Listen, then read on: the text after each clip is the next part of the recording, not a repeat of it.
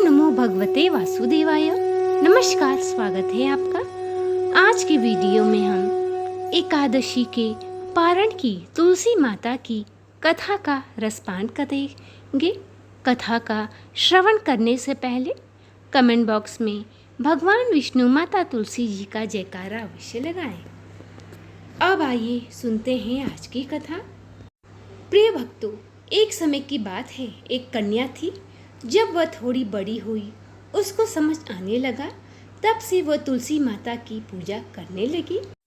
वह नित्यनेम तुलसी जी की पूजा करती, पूजा करने के बाद ही खाना खाती। जब वह विवाह योग्य हुई तो उसके माता पिता ने उसका विवाह कर दिया और कन्या को उसके माता पिता ने दहेज में एक तुलसी का गमला भी दिया। ससुराल में वह प्रतिदिन सवेरे उठती और पूजा करती, फिर उसके बाद ही खाना खाने बैठती। उसकी दो जेठानियाँ थीं, वे दोनों उसका मजाक उड़ाती कि बड़ी नियम धर्म वाली बनती है।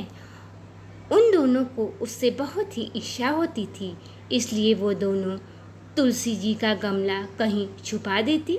वह कन्या बड़ी मुश्किल से गमला ढूंढ कर लाती, अच्छे से पूजा करती और फिर खाना खाती। वह गमला ढूंढकर जब लाती तो एक दिन के बाद फिर जेठानियाँ वह गमला कहीं छुपा देती या उठा के फेंक देती। कन्या ने वह गमला खूब ढूंढा पर उसे गमला नहीं मिला। वह बहुत ही परेशान हो गई। उस दिन उसने अन्न का एक दाना भी ग्रहण नहीं किया। उसने ठान लिया था जब तक तुलसी जी का पूजन नहीं करेगी, अन्न का दाना ग्रहण नहीं करेगी, और वह भूखी प्यासी ही सो गई। तुलसी माता उसकी भक्ति देखकर बहुत प्रसन्न हुई और उसके कमरे में तुलसी माता का गमला प्रकट हो गया। अगले दिन सुबह जब वह उठी तो उसने क्या देखा?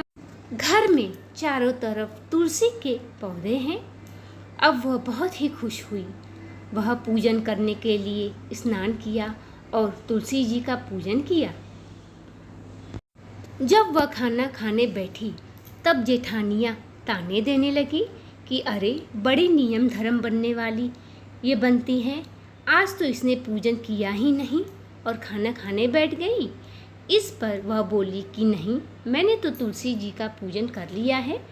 देवरानी धीरे से बोलती है कि कर ली।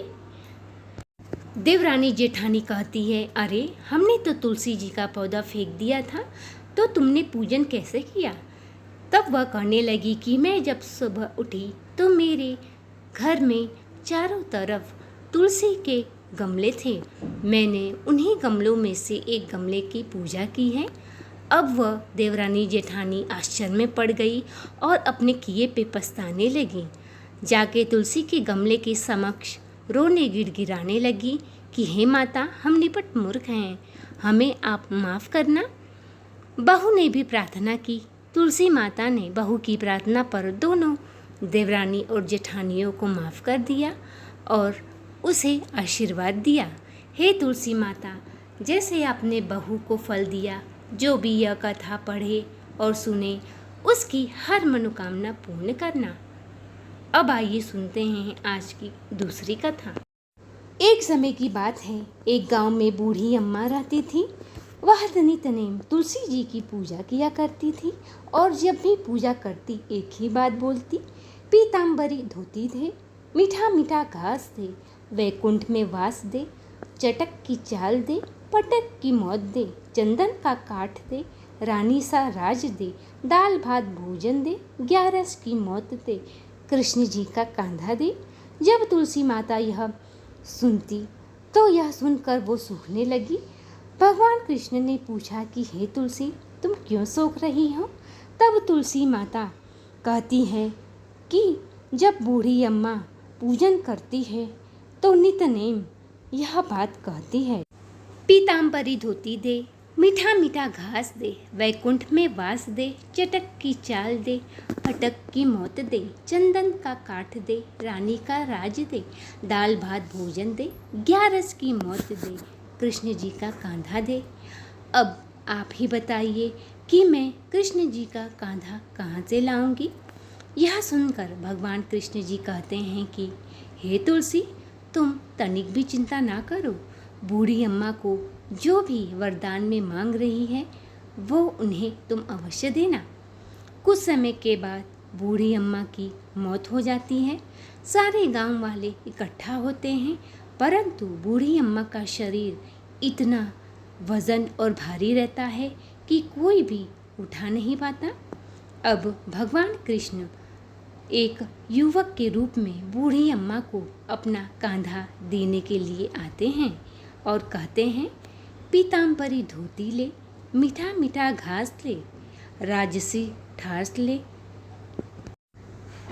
दाल भात भोजन ले, 11 की मौत ले, कृष्ण जी का कांधा ले।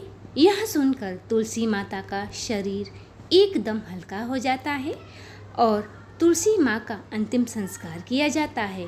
अंत में वह बुढ़िया वैकुंठ में वास करती हैं। हे तुलसी माता, हे भगवान कृष्ण, जैसे आपने बूढ़ी अम्मा को आशीर्वाद दिया वैसे सबको दें। जो यह कथा पढ़े, सुने और सुनाए उसकी हर मनोकामना पूर्ण करना। बोलो तुलसी माता भगवान कृष्ण जी की जय।